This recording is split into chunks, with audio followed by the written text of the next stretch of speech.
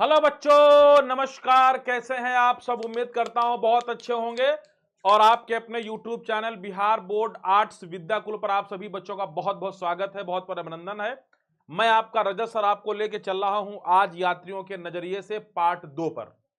हमने पिछले पार्ट में अल बरूनी के बारे में पढ़ा था और हमने ये बताया था कि इस वाले चैप्टर में हम ये देखने जा रहे हैं, या हमने अभी तक ये देखा कि विदेश से आए हुए यात्रियों ने किस तरीके से भारत को देखा, क्या समझा और क्या लिखा भारत के बारे में।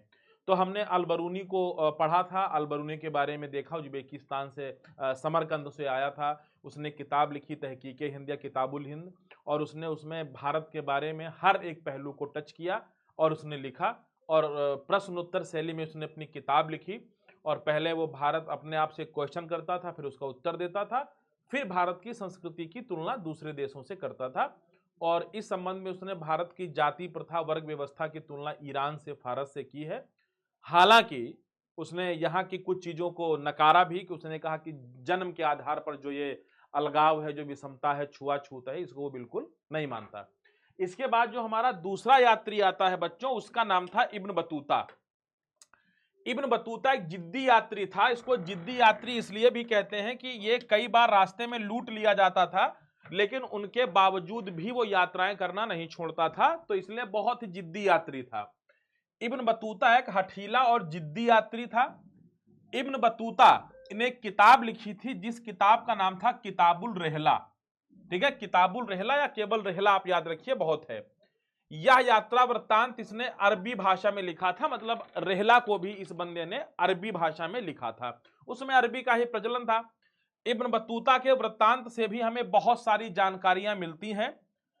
अगर इब्न बतूता के जीवन परिचय के बारे में बात करें तो इब्न बतूता का जन्म हुआ था मोरक्को में, और मोरक्को में एक जगह पड़ती है तंजियर। तंजियर में एक बहुत ही संपन्न और पढ़े लिखे परिवार में इब्न बतूता का जन्म हुआ था। और इब्न बतूता ने व्यापार वाणिज्य की पढ़ाई करी, विदेशी संबंधों की पढ़ाई करी, साथ साथ कानूनों का भी बहुत कमाल का जानकार था। कानून की भी पढ़ाई इब्न बतूता ने कर रखी थी। तो इसे एक पढ़े लिखे परिवार में पैदा होने का पूरा फायदा मिला। इब्न बतूता का परिवार इस्लामी कानूनों का जानकार था, मतलब इब्न बतूता का पूरा परिवार एक तरीके का वकील ही था। कानून के बड़े अच्छे जानकार थे इसके परिवार में सब। इब्न बतूता ने बहुत कम ही उम्र में उच्च शिक्षा प्राप्त कर ली थी। इब्न बतूता को यात्राओं का बहुत शौक था। तो चूंकि इसकी फैमिली पढ़ी लिखी थी, फैमिली के सभी लोग बहुत हाईली क्वालिफाइड थे, पढ़े लिखे लोग थे, इसलिए इब्न बतूता ने भी बहुत छोटी सी उम्र में बहुत बड़ी बड़ी चीजों का ज्ञान प्राप्त कर लिया। इब्न बतूता का एक बड़ा शौक था यात्राएं करना, और इब्न बतूता का एक कहना था कि किताबों से ज्यादा ज्ञान हमें घूम करके मिलता है। और ये बात सही भी है। किताबें हमें एक स्पेसिफिक ज्ञान देती हैं, लेकिन जब हम घूम के कहीं किसी चीज को देखते हैं तो हमें डायरेक्ट ज्ञान मिलता है।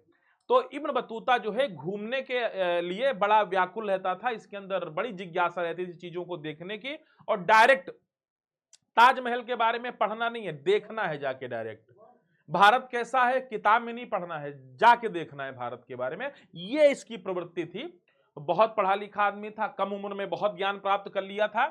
और इब्न बतूता मानता था कि किताबी ज्ञान से ज्यादा बेहतर जो है वो क्या है, वो है यात्राओं का, यात्राओं से मिला हुआ ज्ञान। यात्राओं से मिला ज्ञान वास्तविक होता है, किताबें तो कुछ भी उसमें लिखा जा सकता है।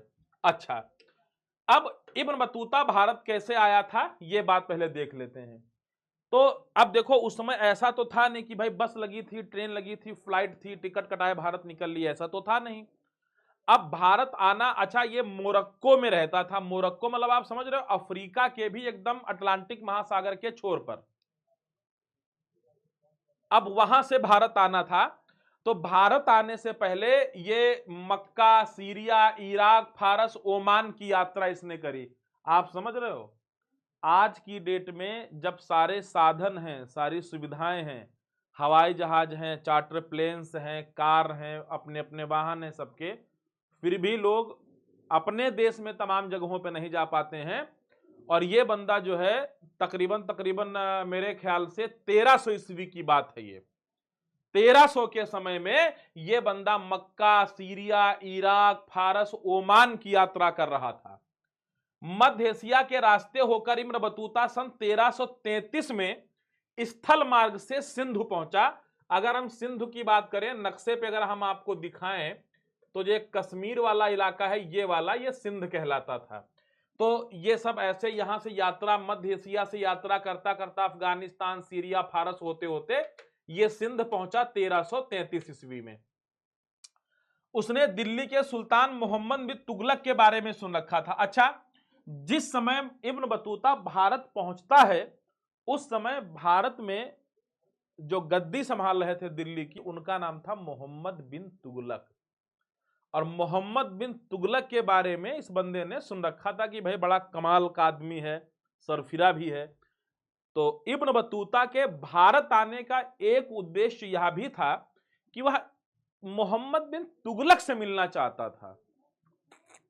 बड़ी आरजू थी उसकी। तो इब्न बतूता ने एमबीटी यानी मोहम्मद बिन तुगलक के बारे में सुन रखा था और इब्न बतूता मोहम्मद बिन तुगलक से एक बार मिलना चाहता था। इसकी बड़ी तगड़ी आरजू थी कि मैं मिलूंगा। तो इसने क्या किया कि उस समय, अब भाई सीधी सी बात है कि इब्न बतूता ने कहा कि हमें सम्राट से मिलना है। तो आज भी हम लोग जब किसी से भेंट करने जाते हैं तो खाली हाथ तो नहीं जाते। ये होता है चलो कुछ ले लेते हैं, किलो आम ले लेते हैं, सेब ले लेते हैं, मिठाई ले लेते हैं, कुछ ना कुछ लेके जाते हैं।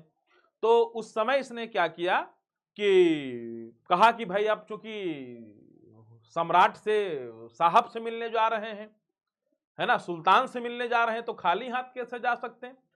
तो इसने क्या किया, सिंध में कुछ घोड़े खरीदे, अच्छे से घोड़े एकदम रॉयल क्वालिटी के, और कुछ गुलाम खरीदे, मतलब दास, कुछ गुलाम खरीदे और कुछ घोड़े खरीदे। उनको लेकर के ये सिंध से रवाना हो गया दिल्ली के लिए, दिल्ली की तरफ। 40 दिन की इस बंदे ने यात्रा करी। कितने दिन चला ये? लगातार 40 दिन तक चलते चलते चलते दिल्ली दरबार में पहुंचा। जब दिल्ली दरबार में पहुंचा तो भाई मीटिंग फिक्स कराई गई मोहम्मद बिन तुगलक के साथ इब्न बतूता की। तो इब्न बतूता की मोहम्मद बिन तुगलक के साथ क्या हुई, मीटिंग फिक्स कराई गई। अब इब्न बतूता तो पढ़ा लिखा आदमी था, कानूनों का गजब का जानकार था। तो मोहम्मद बिन तुगलक से जब इब्न बतूता का वार्तालाप हुआ तो मोहम्मद बिन तुगलक बड़े खुश हुए, क्या आदमी है यार।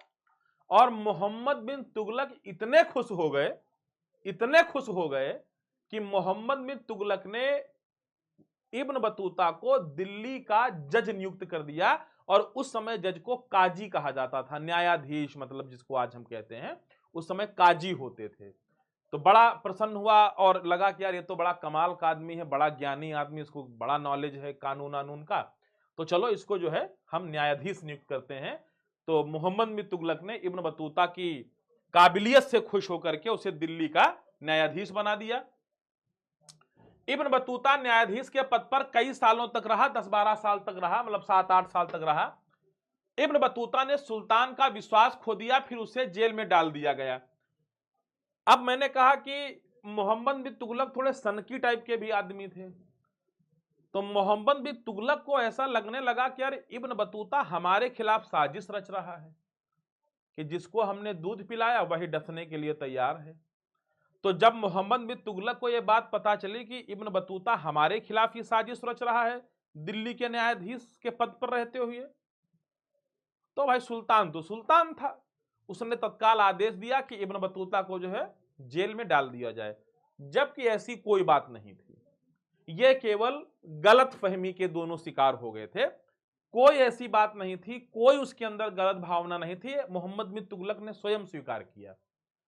केवल गलत फहमी हो गई थी दोनों के बीच में, और गलत फहमी के चलते चलते इब्न बतूता को मोहम्मद बिन तुगलक ने जेल में भरवा दिया। हालांकि कुछ समय बाद सुल्तान और उसके बीच की गलतफहमी दूर हो गई और उसे फिर से न्यायाधीश बहाल कर दिया गया। तो भाई अब गलतफहमी है, उसमें हकीकत थी नहीं। अब ऐसा हुआ ना, सुल्तान जो मोहम्मद बिन तुगलक थे उसके दरबार में कुछ लोग बड़े खुरपेंची थे। उनको लगने लगा बताओ ये आदमी विदेश से आया है यार, कल आया, कल का आदमी 2 दिन बतियाया, आज दिल्ली का न्यायाधीश बना है, हम सालों से घिस रहे हैं यहाँ पे, साला चपरासी तक न बन पाए। तो उन सारे लोगों ने मोहम्मद बिन तुगलक के कान भरने शुरू किए कि हुजूर ऐसा तो हुजूर ऐसा तो हुजूर ये तो फिर हुजूर ये। अब हुजूर जब लगातार वही बातें आ रहे थे, हुजूर फिर हुजूर बन गए। ठीक है, तो हुजूर जो है उनकी बातों में आ गए। तो जब बातों में आ गए तो मोहम्मद बिन तुगलक ने क्या किया, रिकॉर्डिंग। तो मोहम्मद बिन तुगलक ने रिकॉर्डिंग नहीं की, रिकॉर्डिंग नहीं की, वो फोन आया था, मैं बता रहा, मैं रिकॉर्डिंग कर रहा था। तो मोहम्मद बिन तुगलक ने क्या किया, मोहम्मद बिन तुगलक ने इब्न बतूता को जेल में डलवा दिया।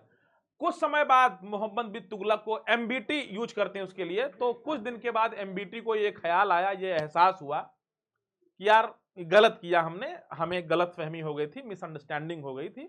वो सारी चीजें क्लियर हो गई, इब्न बतूता को जेल के बाहर निकाल दिया गया, फिर उसको उसी सेवा पे, यानी फिर उसको दिल्ली का न्यायाधीश बहाल कर दिया गया। अच्छा, इधर क्या हुआ कि मोहम्मद बिन तुगलक ने इब्न बतूता को चीन भी भेजा राजदूत के रूप में कि जाओ हमारी बात को चीन के राजा के साथ बैठकर डिस्कस करके आओ। जैसे आजकल मोदी नहीं भेजते हैं लोगों को प्रतिनिधि बना करके, आजकल के आईएफएस जो जाते हैं, उस समय का आईएफएस बना के, विदेश सेवा का अधिकारी बना के चीन भेजा गया, मतलब प्रतिनिधि मंडल के रूप में गया और चीन भेजा, फिर बड़ा कमाल का मामला रहा। अच्छा, इब्न बतूता को बहुत बार उसकी यात्राओं के दौरान लूटा गया था, लेकिन वो आदमी अपनी आदत से मजबूर था, उसको रहता भाई लूटो, हम यात्राएं करना नहीं छोड़ेंगे। तो इसीलिए, परंतु फिर भी वह यात्रा करता रहा, इसलिए उसे एक जिद्दी यात्री कहा जाता है। उसने कहा तुम हमें लूटते रहो, हम यात्रा करते रहेंगे, जैसे होगा हमें यात्रा, वो उसका नशा था यात्रा करना, तो उसको बहुत बार लूटा। तो ये इब्न बतूता की कहानी है। अच्छा, इब्न बतूता ने भारत के शहरों के बारे में क्या कहा, उसने अपनी किताब में क्या लिखा, मेन मुद्दा ये है, अब इस पे आते हैं। अब देखो वो भारत के बारे में क्या बताता है। अभी तक तो केवल इब्न बतूता का परिचय हमने पढ़ा कि वो भारत आया, न्यायाधीश बन गया, ये कर दिया वो कर दिया, 40 दिन यात्रा में लगे पड़ा। अब देखो इब्न बतूता भारत को अपने चश्मे से कैसे देख रहा है। अब जरा हम इब्न बतूता की बात सुनते हैं। इब्न बतूता बोल रहा है, मैं नहीं बोल रहा, ये आपके सामने इब्न बतूता खड़ा है, मैं इब्न बतूता हूं और मैं बोल रहा हूं। क्या भारत के बाजार में घूम के मैं आया हूं, मैं इब्न बतूता हूं, समझ लेना, मैं भारत के बाजार में घूम के आया हूं। अब क्या है, अब बात यह है कि भाई मैं ये कह रहा हूं कि भैया भारत के जो शहर हैं वो अवसरों से भरे हैं, रोजगार की कमी नहीं है, उद्योग धंधे खूब टहल घूम खूब प्रचलित हैं, व्यापार बाजार एकदम चरम पे है। ये भारत का वर्णन इब्न बतूता कर रहा है। उसने कहा भारतीय शहरों में अवसरों की कोई कमी नहीं है, अगर आदमी योग्य है तो उसके लिए काम है, आपको निठल्ला है तो निठल्ला है, उसके लिए तो सर्वकालिक प्रतिबंध होते हैं। तो उसने कहा कि अगर किसी के पास योग्यता है तो उस आदमी को रोजगार की कमी नहीं है, शहरों में बड़ा उत्पादन व्यवस्था है, सब बहुत बढ़िया है। शहर घनी आबादी और भीड़ भाड़ वाले थे, अब शहर तो वैसे भी भीड़ भाड़ वाले ही होते हैं, घनी आबादी होती है।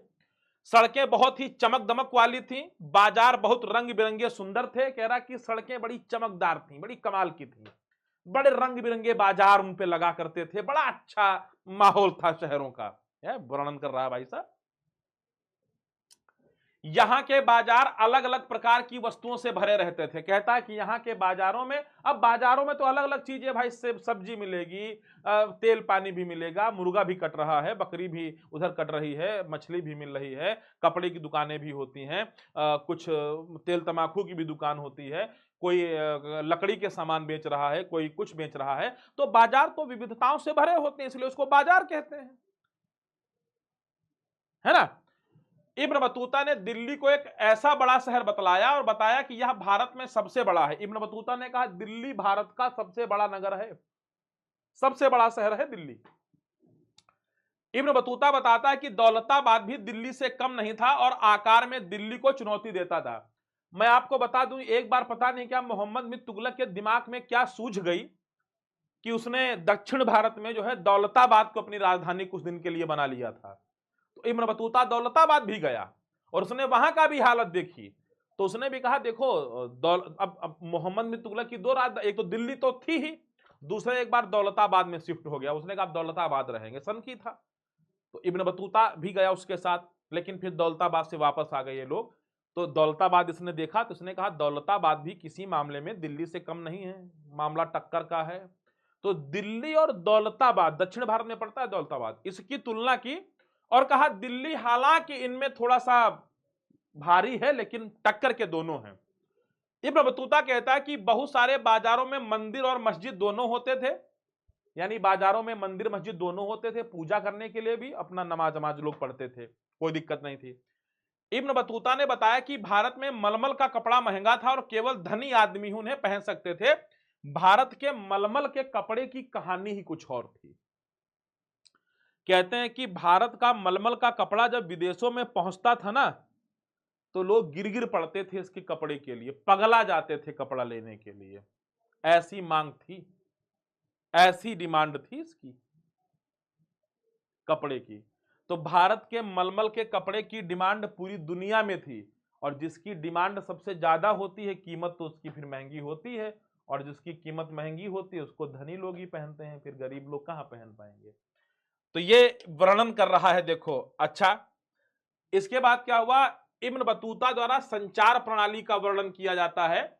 इब्न बतूता कहता है कि भारत की जो डाक प्रणाली थी, संचार प्रणाली, कि पूरे भारत में जो है दूत फैले हुए थे, डाकिये फैले हुए थे, और कहीं कोई खबर होती थी तुरंत सुल्तान तक पहुंच जाती थी। तो बड़ा अच्छा वर्णन करता है डाक व्यवस्था का। कैसे करता है, कहता है डाक व्यवस्था से गुप्तचरों की खबरें मात्र 5 दिनों में राजा के पास पहुंच जाती थी। कहता है कि पूरे भारत में जहां तक सुल्तान का दबदबा था, जहां तक उसका वर्चस्व था, वहां कोई भी घटना होती थी, कोई भी सूचना होती थी, कश्मीर की, सिंध की बात 5 दिन में दिल्ली पहुंच जाती थी, जबकि आदमी को आने में 40 दिन का समय लगता था। अब डाक व्यवस्था थी, स्ट्रांग थी, मजबूत थी। तो 2 प्रकार की डाक व्यवस्था की बात करता है। एक कहता है अश्व डाक व्यवस्था, जिस डाक को पहुंचाने के लिए घोड़ों का प्रयोग किया जाता था।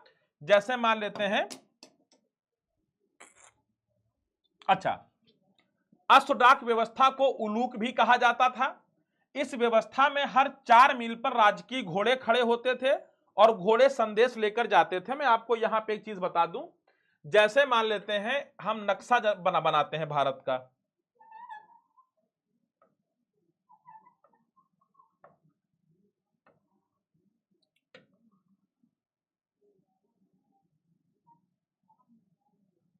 अब ये नक्शा हमने भारत का बना लिया, ठीक है।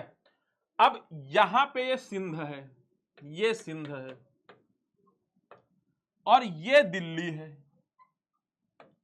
ये दिल्ली है। अब यहां से अगर नॉर्मल आदमी आता है, यहां से अगर नॉर्मल आदमी आता है, अगर नॉर्मल आदमी आता है तो नॉर्मल आदमी को आने में लगते हैं दिन 4, लेकिन यहां से अगर डाक आती है, मतलब कोई सूचना अगर पहुंचाई जाती है, तो डाक को आने में दिन लगते हैं केवल 5।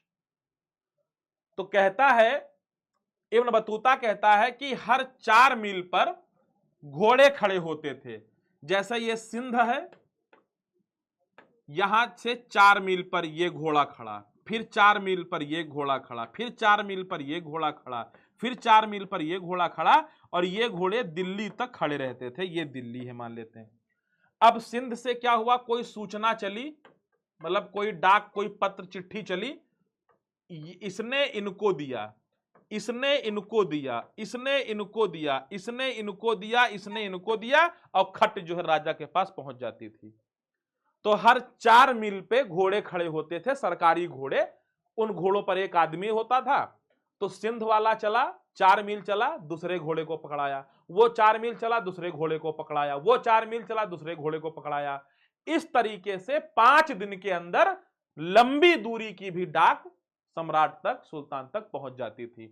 तो ये अश्व व्यवस्था थी कि हर 4 मील पर क्या होता था, एक घोड़ा खड़ा होता था। इसको उलूक व्यवस्था भी कहते थे। क्या कहते थे, इसको उलूक व्यवस्था भी कहते थे।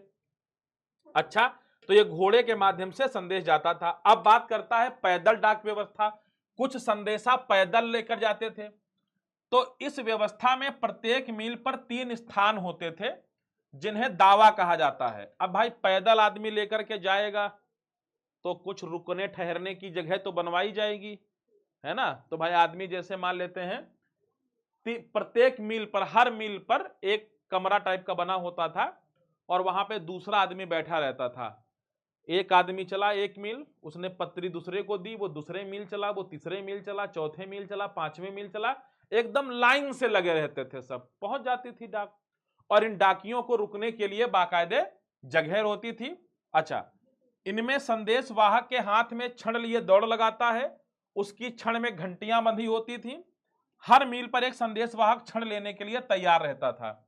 जैसे मान लेते हैं ये, तो क्या होता था, पैदल डाक व्यवस्था जो होती थी बेटा, ठीक है, पैदल डाक व्यवस्था, ठीक है, इसमें क्या होता था, प्रत्येक मील पर 3 स्थान होते थे ठहरने के लिए, मतलब एक कमरा होता था, पीने के लिए पानी वगैरह होता था। ये इनको दावा कहा जाता था रुकने के लिए। इसमें संदेशवाहक हाथ में छड़ लिए दौड़ लगाता है। जैसे मैं ये यहां छड़ का मतलब क्या होता था, इसमें नीचे संदेश जो होता था, जो पत्र होता था, बंधा होता था, ऊपर घंटी, और मैं ऐसे दौड़ लगाते लगाते पहुंचता था, ऐसे ऐसे ऐसे ऐसे, तो यहाँ पे दूसरा एक मील के बाद खड़ा, मैंने उसको पकड़ा दी, वो दौड़ लगाते लगाते फिर आगे पहुंचा, वो दूसरे को हमने ऐसे ऐसे, घंटी उसमें बंधी होती थी, इसका मतलब जैसे आदमी जा रहा है, हमने इसको पकड़ाया, इसने दूसरे मील वाले को पकड़ाया। तो ऐसे क्या होता था, एक से दूसरा, दूसरे से तीसरा, ऐसे होते करते ये संदेश पहुंचता था, ठीक है। हर मील पर संदेशवाहक छड़ लेने के लिए तैयार रहता था। व्यापारियों को प्रोत्साहित करने के लिए राज्य में विशेष उपाय किए जाते थे। लगभग सभी व्यापारिक मार्गों पर सराय और विश्राम गृह स्थापित किए गए थे। मतलब जितने भी मार्गों में व्यापार होता था, जो व्यापारिक मार्ग होते थे, उनपे होटल यानी सराय और आराम गृह, विश्राम गृह स्थापित किए गए थे कि लोग आएंगे चलेंगे तो अपना यहाँ पे बैठेंगे, उठेंगे, पानी पत्ता करेंगे।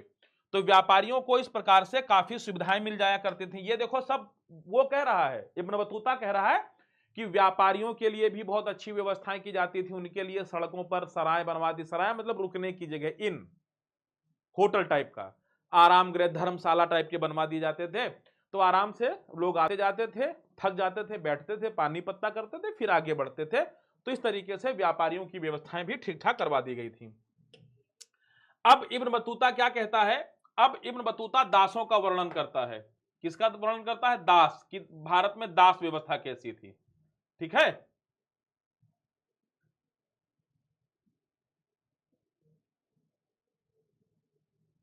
दासों का वर्णन, ठीक है, दासों का वर्णन, ठीक है।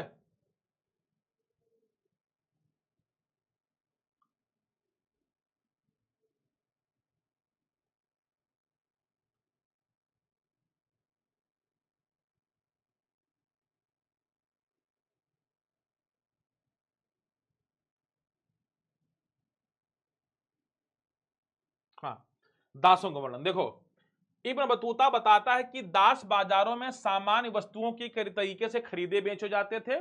दासों को भेंट में भी दिया जाता था। कहता है कि दास बिल्कुल ऐसे होते थे जैसे और चीजें, दासों के भी बाजार लगते थे, बाजार में दास भी बिकते थे, गुलाम, लोगों को गुलाम बना लिया जाता था युद्ध में, उनको बाद में बेच दिया जाता था। तो लोगों को खरीद फरोख्त होती थी लोगों की, मतलब एकदम नॉर्मल वस्तु की, जैसे हल्दी मिर्चा बिकता है वैसे, है ना। तो दास क्या होते थे, मतलब बाजारों में सामान्य वस्तुओं की तरह ही खरीदे बेचे जाते थे, दासों के भी बाजार लगते थे, है ना। दासों को गिफ्ट में भी दिया जाता था, लोगों ने गिफ्ट में, मतलब दास को खरीद के किसी को गिफ्ट कर दिया, लीजिए हमने आपको गुलाम दिया है, मतलब आदमियों की खरीद फरोख्त, जिनको गुलाम बना के रखा जाता था। जब इब्न बतूता सिंध पहुंचा तो उसने सुल्तान मोहम्मद बिन तुगलक के लिए घोड़े और दास खरीदे और उनको सुल्तान को भेंट किया था, ठीक है। तो कहता है कि दासों को सामान्य घर का काम करने के लिए इस्तेमाल किया जाता था और दास पालकियां भी उठाया करते थे, मतलब जो गुलाम खरीदे बेचे जाते थे, इनको जो लोग खरीदते थे ले जाके अपने घर में नॉर्मल काम करते थे, इनके खेती बाड़ी के काम, साथ ही साथ अपने मालिक की पालकी भी उठाते थे। पालकी मतलब एक तरीके का लकड़ी का बना होता था, उसमें मालिक बैठता था और ये लोग कंधे पर रख करके उसको ले जाते थे एक जगह से दूसरे जगह पे, ठीक है। इब्न बतूता बताता है कि दासियों को अमीरों पर नजर रखने के लिए नियुक्त किया जाता था। दासियां संगीत और गाने का भी काम करती थीं। कहता है कि दासियां भी, दासियां मतलब जो स्त्री गुलाम होती थी दासियां, उनको अमीरों पर नजर रखने के लिए, मतलब जासूसी करने के लिए रखा जाता था। और जो दासियां होती थी नाच गाने के काम में भी अपना काम करती थी, नाच गाना भी परोसती थी। तो इस तरीके से यह वर्णन करता है इब्न बतूता। अब बात करते हैं फ्रांसवा बर्नियर की। देखो, फ्रांसवा बर्नियर जो था वो फ्रांस का रहने वाला व्यक्ति था। यह एक चिकित्सक, राजनीतिक, दार्शनिक और इतिहासकार था। और ये जब भारत आया 1656 में ये भारत आया था। उस समय भारत में जहांगीर का शासन ठीक ठाक चल रहा था। 1600 नहीं नहीं नहीं नहीं नहीं नहीं, शाहजहां का शासनकाल था। अंत में औरंगजेब का शुरुआती और शाहजहां का शासनकाल मान लेते हैं। अंत में शाहजहां का शासनकाल बिल्कुल नॉर्मली रहा होगा, अंत में एकदम बिल्कुल। तो 1656 से 1658 तक भारत में आया और 12 वर्षों तक रहा, मतलब 1668 तक भारत में रहा, मुगल साम्राज्य में आया था। फ्रांसवा बर्नियर ने मुगल दरबार से नजदीकी बना ली और मुगल दरबार में ये जुड़ गया। सम्राट शाहजहां के ज्येष्ठ पुत्र, मतलब सम्राट शाहजहां थे उस समय, और उनके जो बड़े पुत्र थे दारा शिकोह। तो चूंकि फ्रांसवा बर्नियर डॉक्टर भी था, इसलिए शाहजहां ने क्या किया कि फ्रांसवा बर्नियर को एज अ डॉक्टर, औरंगजेब का सरकारी डॉक्टर नियुक्त कर दिया कि भाई हमारा बड़ा बेटा है, तो इसके चिकित्सक के रूप में शाहजहां ने बर्नियर को नियुक्त कर दिया। 1 साल तक यह बाकायदा जो है डॉक्टर रहा। बाद में मुगल दरबार के एक आर्मेनियाई अमीर थे दानिशमंद खान, उनके साथ ही जुड़ गया। ठीक है, चूंकि एक बहुत बड़ा बुद्धिजीवी वैज्ञानिक भी था, इसलिए इसने क्या किया कि यूरोप के कल्चर का भारत के कल्चर के साथ तुलना करी। और ये ऐसा बंदा था, इसने भारत की संस्कृति को गलत ठहराने का सारा प्रोग्राम कर रखा था। इसका काम था कि भारत की संस्कृति को हमें नीचा दिखाना है। तो इसने क्या किया, पूर्व और पश्चिम की तुलना फ्रांसवा बर्नियर ने देश के कई भागों की यात्राओं में करी और विवरण लिखे। मतलब इसने भारत की कई जगहों के बारे में लिखा और उसकी तुलना फ्रांस से की, जर्मनी से की, ब्रिटेन से की, और यह कहा कि देखो पश्चिम की संस्कृति के टक्कर में भारत की संस्कृति नहीं है। अच्छा, इसके बाद वह भारत में जो भी देखता था उसकी तुलना यूरोपीय स्थिति से करता था, भारत की तुलना यूरोप से करता था। अब भारत यूरोप की तुलना में उतना डेवलप नहीं था, तो यह कहता था भारत की संस्कृति, भारत बहुत बेकार देश है। मतलब भारत को नीचा दिखाने का फुल प्रूफ प्रयास रहता था इसका। बर्नियर ने भारत की स्थिति को यूरोप के विकास की तुलना में दयनीय बताया। बर्नियर ने कहा कि भारत बहुत दयनीय है, बहुत गरीब देश है, यूरोप है। अच्छा, बर्नियर के कार्य फ्रांस में 1670 से 71 के दौरान प्रकाशित हुए। बर्नियर ने जो भारत के बारे में लिखा था, वो सारा जो लेखन कार्य है वो 1670-71 में फ्रांस में उसको प्रकाशित कराया गया किताब के रूप में। अगले 5 वर्षों के भीतर ही अंग्रेजी, डच, जर्मन और इतालवी भाषाओं में इसका अनुवाद होने लगा। 1670 और 1725 के बीच उसका वृत्तांत फ्रांस में 8 बार इतना इसका बिका। इसका वृत्तांत का नाम था ट्रेवल इन मुगल एम्पायर, इसकी किताब का नाम था मुगल एम्पायर की यात्रा, ट्रेवल इन मुगल एम्पायर। यह फ्रांस में सबसे पहले 1670-71 में प्रकाशित हुआ, इसको किताब बनाया गया। और फिर यह इतना कमाल का था कि इसको अंग्रेजी भाषा, डच भाषा, जर्मन भाषा, इटली भाषा में इसका अनुवाद होने लगा। और कहा गया कि 1670 से 1725 तकरीबन 45 साल में 8 बार इसका प्रकाशन हुआ, 8 बार। इतना भयानक तरीके से इसका यात्रा वृत्तांत बिका। ठीक है, 1684 तक 3 बार अंग्रेजी में पुनर्मुद्रित हुआ, अंग्रेजी में 3 बार इसको प्रकाशित किया गया। मतलब इतनी इसकी डिमांड थी। बर्नियर का जो ग्रंथ था उसका नाम था travel in the Mughal empire, Mughal empire की यात्रा इसकी किताब का नाम था। बर्नियर ने अपने यात्रा वृत्तांत में की गई चर्चाओं में मुगलों के इतिहास को एक प्रकार के वैश्विक ढांचे में स्थापित करने का प्रयास किया। इसने मुगल जो सम्राट थे, मुगल शासन व्यवस्था थी भारत की, इसकी वैश्विक दुनिया से तुलना करी और तुलना करने के बाद कहा कि निहायत गंदा शासन था भारत का। उसने मुगल कालीन भारत की तुलना तत्कालीन यूरोप से की और यूरोप को श्रेष्ठ बतलाया। इसका केवल एक फुल प्रूफ प्लान था कि भारत की किसी भी चीज की तुलना यूरोप से करो। अरे यूरोप का कल्चर अलग है, भारत का कल्चर अलग है यार, तुलना कैसे हो सकती। लेकिन बंदे ने किया और फिर बाद में निष्कर्ष के रूप में कहा कि भारत की जो संस्कृति है, भारत बहुत बेकार देश है, यहां सब कुछ बड़ी दयनीय स्थिति में है। उसने भारत में जो भिन्नताएं महसूस की उन्हें पदानुक्रम के अनुसार क्रमबद्ध किया, जिससे भारत पश्चिमी दुनिया को निम्न कोटि का प्रतीत हो। उसने अपने ग्रंथ में भारत के बारे में ऐसी विवेचनाएं और ऐसे विवरण लिखे कि जब भी कोई व्यक्ति उसके यात्रा वृत्तांत को, ये विवरणों को पढ़े तो उसको एक बात क्लियर हो जाए कि भारत बहुत ही बेकार देश है, यूरोप की तुलना में भारत एकदम जीरो है। तो ऐसा वृत्तांत मंदे ने लिखा। ठीक है, अच्छा, अब इसके बाद क्या होता है?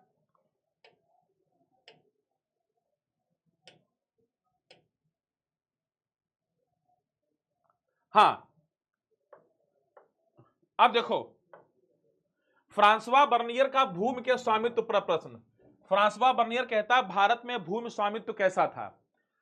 तो यह कहता है कि देखो, बर्नियर के अनुसार भारत और यूरोप के बीच मूल भिन्नताओं में से एक भारत में निजी भू स्वामित्व का अभाव था। वो कहता है यूरोप में सबकी अलग अलग संपत्ति होती थी, सबका अपना अपना अधिकार होता था, लेकिन भारत में ऐसा नहीं है। भारत की जितनी भी संपत्ति है, जितनी भी भूमि है, उस पर केवल राजा का अधिकार होता है, बाकी लोगों का उस पर अधिकार नहीं होता है।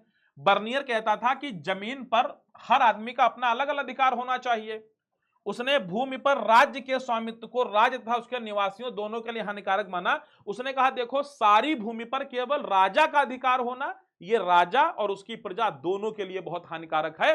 बर्नियर का कहना था यूरोप में तो सबकी संपत्ति अलग अलग है, भूमि अलग अलग है, जो जिसकी भूमि उसका मालिक है, लेकिन भारत में सारी भूमि का मालिक राजा है।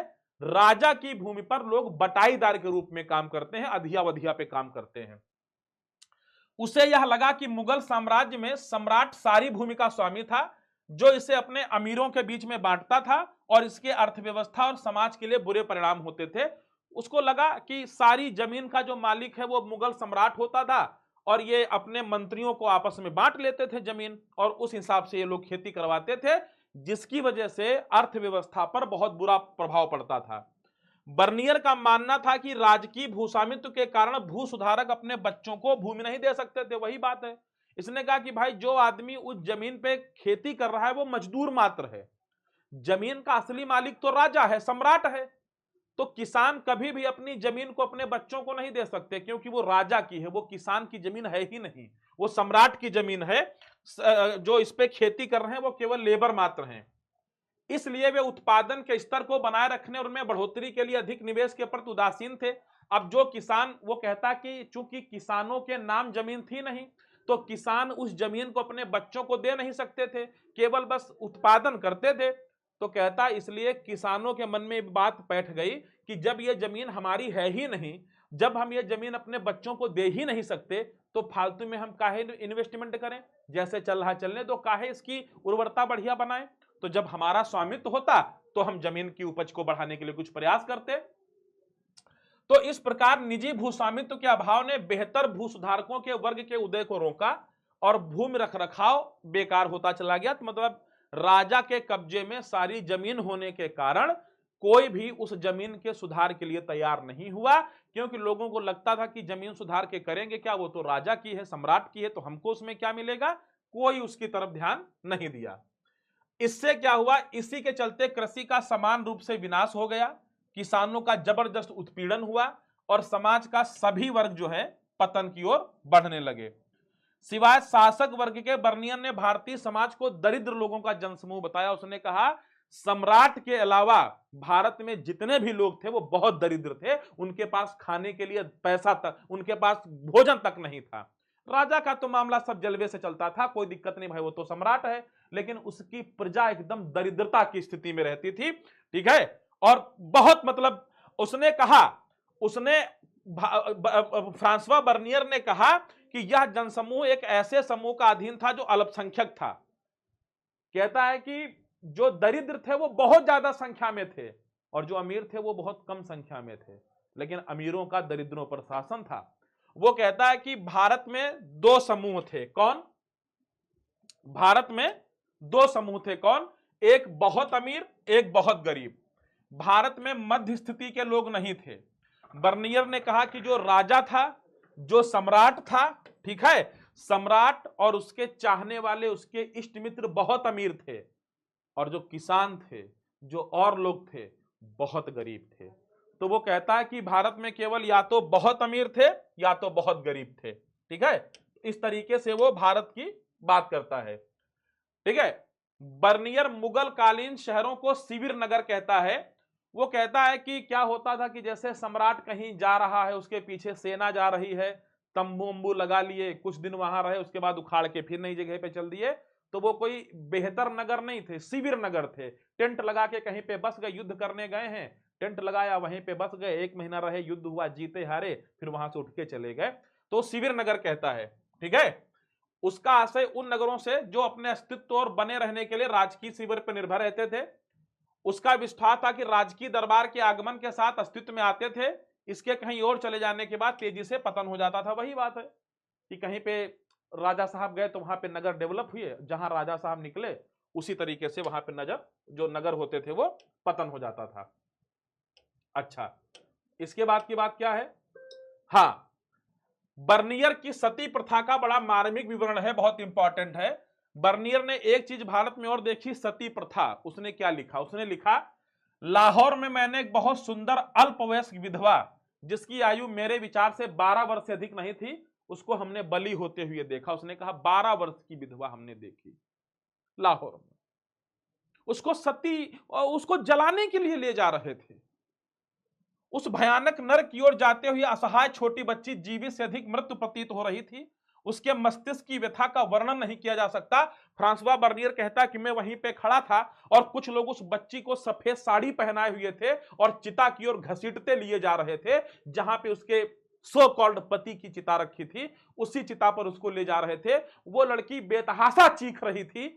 वो जीवित तो थी लेकिन मरी जैसी प्रतीत हो रही थी। उसके अंदर इतना भयानक डर फैल गया था, इतना डर बैठ गया था, वह कांपते हुए बुरी तरीके से रो रही थी। लेकिन 3-4 ब्राह्मण, एक बूढ़ी औरत जिसने उसे अपने आस्तीन के नीचे दबाया हुआ था, इसकी सहायता से उसे अनिच्छुक पीड़िता को जबरन घातक स्थल की ओर ले गए।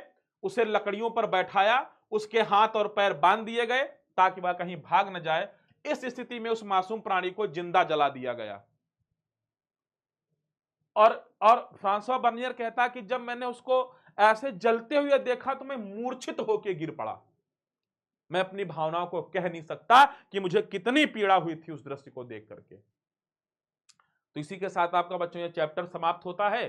3 यात्रियों की बात थी, 3 यात्रियों की हमने बात कर ली आपके साथ। फिर मिलते हैं अगली बार किसी नए वीडियो में। तब तक के लिए नमस्कार, धन्यवाद। और अपने यूट्यूब चैनल का सहयोग जरूर बनाए रखिए। क्लास अच्छी लगी हो, अगर मजा आया हो पढ़ने में, तो इसको शेयर करना बिल्कुल मत भूलिए। बाकी मिलते हैं नेक्स्ट वीडियो में। नमस्कार, धन्यवाद, जय हिंद, जय भारत, जय भारत।